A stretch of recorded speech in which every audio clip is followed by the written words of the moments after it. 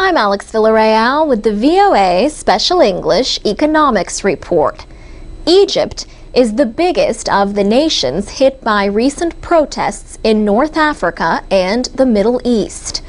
One of the causes of this spreading wave of popular dissatisfaction is a lack of economic progress. Egypt is not a major oil exporter. Its economy is not big enough to affect world economic growth. But important pipelines cross Egypt, and Egypt controls the Suez Canal. About 8% of world shipping passes through this link between Europe and Asia. That includes 2 million barrels of oil each day, mainly to Europe. Many experts say they expect the canal to remain open.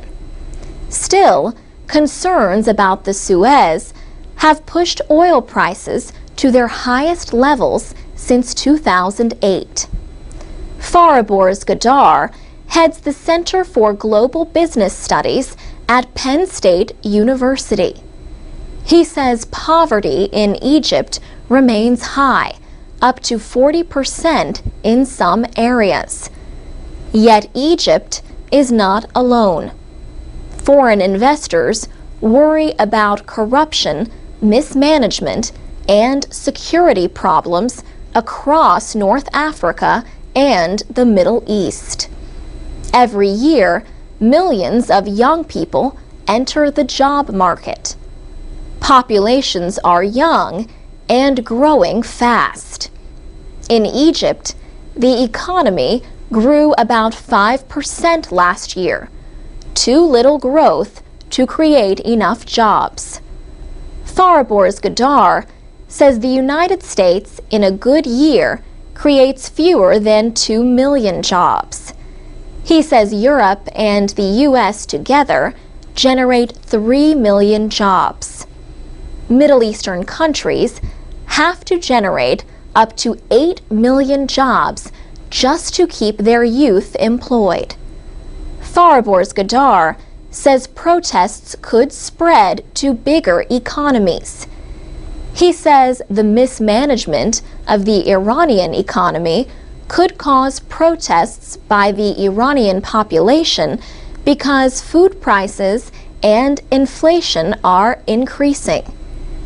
In recent years, the World Bank has praised Egypt for cutting barriers to trade. But economist Deborah Hewitt at the College of William and Mary in Virginia says private foreign investment remains weak. She says those investments have grown quickly from almost nothing 8 years ago. But they are still not enough to lift the economy. Professor Hewitt says Egypt could look to reforms in Morocco that have appealed to investors. Morocco has strengthened its education system and invested in roads, ports, and electric power. She says investments like these not only put people to work, they also create the basis for future economic and political development.